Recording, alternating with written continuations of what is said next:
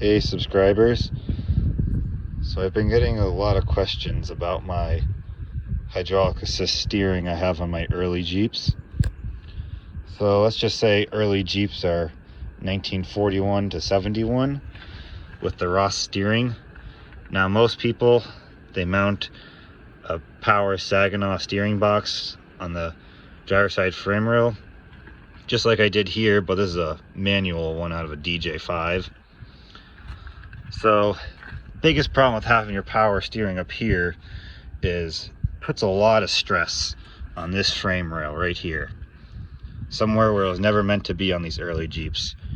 If we go over to this Commando, which was made by AMC in 1973, they put a giant cross member up here with the power steering box attached to it.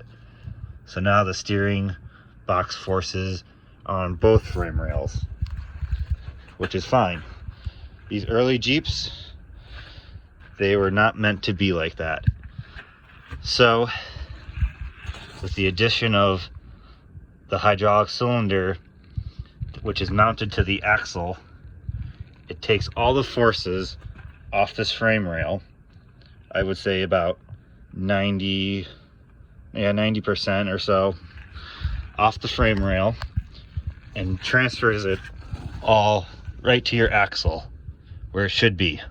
So now the only wear points are this tie rod and this tie rod. There's hardly any force being transferred through the drag link, which means there's hardly any force on your frame rail.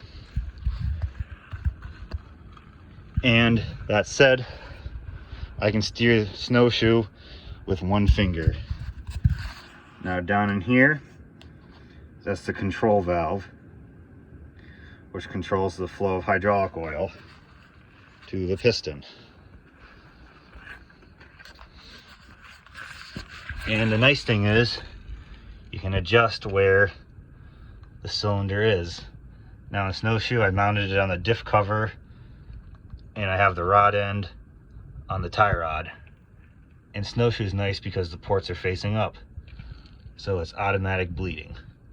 Now I'll show you what I did on Ted a little closer. So if you have an early Jeep, you are familiar with the Ross steering box. This one is out of a CJ5 with a V6, so it's a bigger one, which is a huge upgrade over the stock 4-cylinder one. And I am running one just like this in Ted. So like snowshoe, Ted is also running hydraulic assist, but he is running with the Ross steering system. Now why? Well, I have a PTO winch and there's not enough real estate here to mount a steering box. And I didn't want to cut a hole in my cross member like I had to do for snowshoe steering shaft. But anyways, so I'm running Ross steering, V6 steering box. And this is my hydraulic cylinder. Now, unlike snowshoe, the rod end is mounted to the axle tube, and the case is clamped onto the tie rod. And I had to have the ports face out this way for the necessary clearances. Now the control valve is right here. To have a Corvette, and it fits the stock Jeep bell crank just fine. I had to make an adapter to screw it on to the drag link, and just like snowshoe, I can steer it with one finger. Works awesome. It's a great upgrade for these early Jeeps, and with minimal modifications, they bolt right in basically. Now this one, with the ports facing out, I have to unbolt the cylinder from this end, turn it so they're facing upwards, and push it in back and forth to bleed the air out of the system. But that is only once in a while when you have to work on it. So that's it in a nutshell. Oh, one other thing. Can't see it, but my bell crank has been modified to accept taper bearings. So I can take out any slop by cranking that nut up.